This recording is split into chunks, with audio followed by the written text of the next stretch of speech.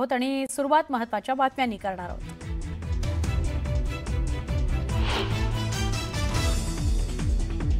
राज्यातील नगर परिषदा आणि नगरपंचायतींच्या निवडणुकीकरता अर्ज भरण्यासाठी आजपासून सुरुवात।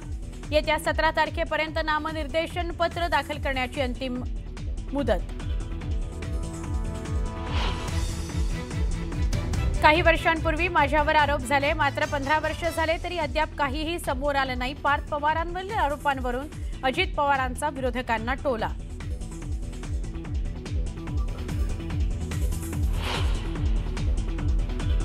मातोश्रीवर घिरट्या घालणारं ड्रोन हे एमएमआरडीएचं पॉटॅक्सी प्रकल्पाच्या सर्वेक्षणाकरता ड्रोनचा वापर। एमएमआरडीएचं स्पष्टीकरण। तर सर्वेक्षणाची कल्पना रहिवाशांना का दिली नाही, आदित्य ठाकरेंचा सवाल।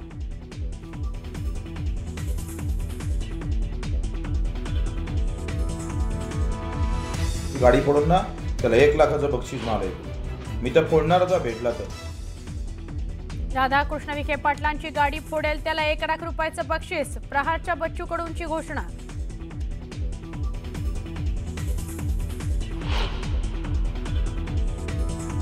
मनोज जरांगेंना मुंबई पोलिसांची नोटीस। मराठा आरक्षणाकरता विनापरवानगी उपोषण केल्याप्रकरणी नोटीस। जरांगेंचे वकील चौकशीला राहणार उपस्थित।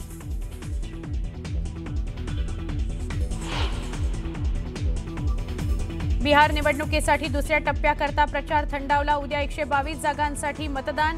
पोलिसांकडून शेवटच्या टप्प्याकरता कडेकोट सुरक्षा।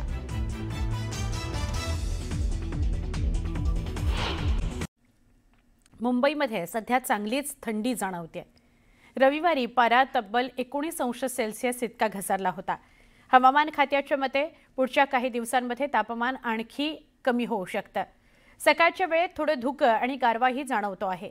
उत्तरेकडून येणाऱ्या थंड वाऱ्यांमुळे शहराचं तापमान कमी झालं आहे आणि नोव्हेंबर महिन्यामध्ये अशी थंडी काही वर्षांनंतर जाणवते आहे। या सगळ्याविषयी आपण अधिक जाणून घेऊया आमचे प्रतिनिधी संकेत वरक यांच्याकडून। मुंबईत सध्या तापमान घसरलंय, हवेत गारवा जाणवतोय आणि कुठेतरी आता हिवाळ्याची चाहूल लागली आहे। मी सध्या मुंबईच्या दादर भागातील शिवाजी पार्क मैदानात आणि माझ्या आजूबाजूला तुम्ही थोडंफार पाहू शकता। तुम्हाला थोड्याफार प्रमाणात सध्या तरी धुकं दिसत असेल। काल म्हणजे रविवारी या मुंबईत किंवा या भागामध्ये एकंदरीत तापमान जर आपण पाहिलं तर ते 19 अंश सेल्सिअस इतकं घसरलं होतं आणि ते यंदाच्या मोसमातील सर्वात कमी तापमान होतं। आपण जर पाहिलं तर यंदाच्या मोसम म्हणजे पावसाळा जर आपण पाहिला तर पावसाळा 4 महिन्यांपेक्षा जास्त लांबला। म्हणजे जूनमध्ये सुरू झालेला पाऊस हा कुठेतरी ऑक्टोबर म्हणजे दिवाळी आणि दिवाळीच्या नंतर किंबहुना नोव्हेंबरच्या पहिल्या आठवड्यामध्ये सुद्धा पाऊस पडताना आपल्याला पाहायला मिळाला। त्यामुळे मुंबईकरांच्या रोजच्या जीवनातून ऑक्टोबरची जी हीट होती ती कुठेतरी डिलीट होताना आपल्याला पाहायला मिळाली। आणि दुसरीकडे जर आपण पाहिलं तर हिमालयात बर्फवृष्टी झाली आहे, हिमवृष्टी झाली आहे आणि तिथून येणारे जे शीतवारे आहेत, उत्तर भारतातून दक्षिण भारताकडे येणारे जे शीतवारे आहेत, शीतवारे म्हणजे कोल्ड वेव्स, त्या कोल्ड वेव्समुळे त्या शीतवाऱ्यांमुळे मुंबई आणि महाराष्ट्रातल्या काही भागांमध्ये हे तापमान हे घसरलेले आहे। त्यामुळे एक मात्र नक्की म्हणायला लागेल आपल्याला की यंदाच्या हिवाळ्याची सुरुवात जी आहे ती दमदार झाली आहे। व्हिडिओ जर्नलिस्ट गणेश कदमसह मी संकेत वरक, न्यूज 18 लोकमत, मुंबई। आता बातमी छत्तीस जिल्ह्यांची। बदलापूर मुरबाड विधानसभा मतदारसंघामध्ये राष्ट्रवादी काँग्रेस शरदचंद्र पवार पक्षाला मोठा धक्का बसलाय। राष्ट्रवादी काँग्रेस शरदचंद्र पवार पक्षाचे गटाचे नेते सुभाष गोटीराम पवार हे भाजपमध्ये प्रवेश करणार आहेत। सुभाष पवार हे मुरबाडचे माजी आमदार गोटीराम पवार यांचे सुपुत्र आहेत। गोंदिया जिल्ह्यामध्ये थंडीचा जोर वाढलाय। गोंदियात काल 11.5 अंश सेल्सिअस तापमानाची नोंद झाली। पुढील काही दिवसात थंडावा आणखी वाढण्याचा अंदाज आहे। भाविकांचं श्रद्धास्थान असलेले साताऱ्यातील पालीचे खंडोबा मंदिर आजपासून पुढील 7 दिवस दर्शनाकरता पूर्णपणे बंद राहणार आहे। मंदिरातील स्वयंभू शिवलिंगाला वज्रलेप करण्याच्या कामामुळे मंदिर बंद राहणार आहे।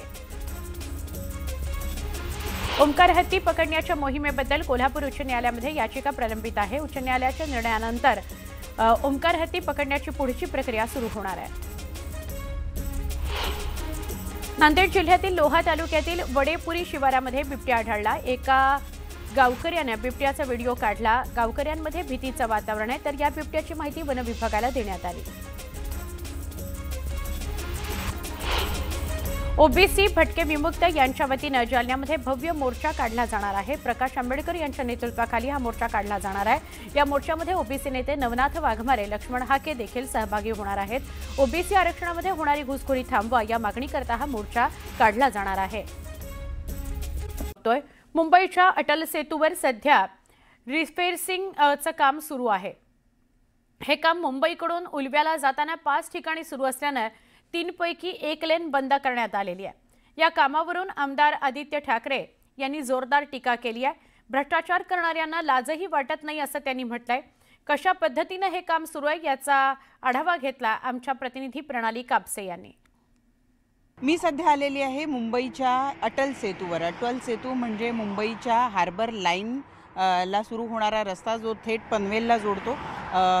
सगळ्यात मोठा समुद्रावरून जाणारा पूल हा सध्या आहे, परंतु हा पूल आता पुन्हा एकदा चर्चेत आलेला आहे, कारण साधारणतः 1.5-2 वर्ष झालेली आहेत या पुलाला उद्घाटित होऊन, आणि दरम्यानच्या काळात इतक्या लवकर या पुलाला रिसर्फेसिंगची गरज पडलेली आहे। तुम्ही पाहता आहात की या ठिकाणी हा जो पॅच आहे, या पॅचमध्ये जवळपास एक आपण पाहतोय की एक 100 फुटाचा तरी किमान हा पॅच आहे, ज्याच्यामध्ये आपण पाहतोय की खोदून ठेवण्यात आलेलं आहे। वरचं डांबर जे आहे ते काढण्यात आलेलं आहे आणि आता इथे पुन्हा एकदा डांबराचं रिसर्फेसिंग केलं जाणार आहे। हा जो पॅच काढून ठेवलेला जरा हिरवा असा रंग तुम्हाला या ठिकाणी दिसतोय, हा सगळा पॅच काढून ठेवण्यात आला आहे आणि त्यासाठी अटल सेतूची जी एक लेन आहे या भागातली ती पण बंद केल्याची आपण बघतो आहोत।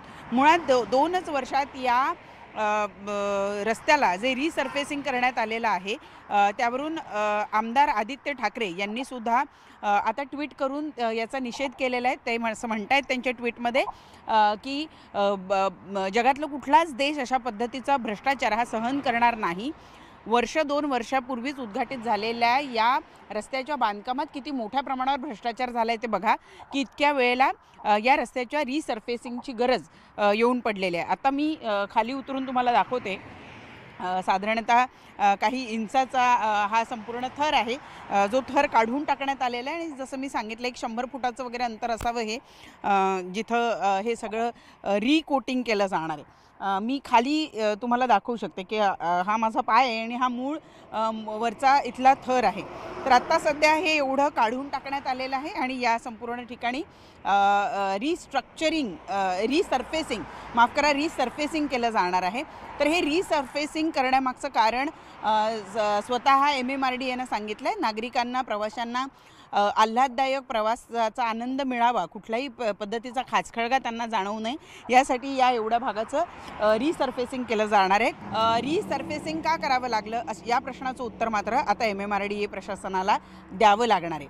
व्हिडिओ जर्नलिस्ट सचिन कुबडेसह प्रणाली कापसे, न्यूज 18 लोकमत, मुंबई। अजित पवारांना एक चिठी आली आणि त्यातला मजकूर त्यांनी भर सभेत वाचून दाखवताच एकच हशा पेकला। मी आता जास्त वेळ आपला घेत नाही, परंतु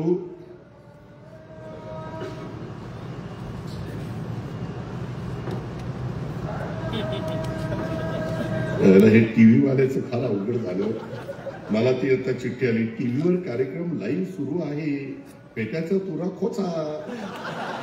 आता मला काही डोळे असे आहेत, माझ्या पेटाचं फोन काय खऱ्याची दुनियाच राहिली नाही। बरं मी बोललो की बघा अजित पवार कसं बोलतो, काय खरं ते बोलतो, काय चुकीचं बोलतो, मला तर काही कळत नाही। हार तर इथून पुढे असं कर बाळासाहेब, कुठं सभा असली की एक आरसा असावा, म्हणजे मी मतदार की काय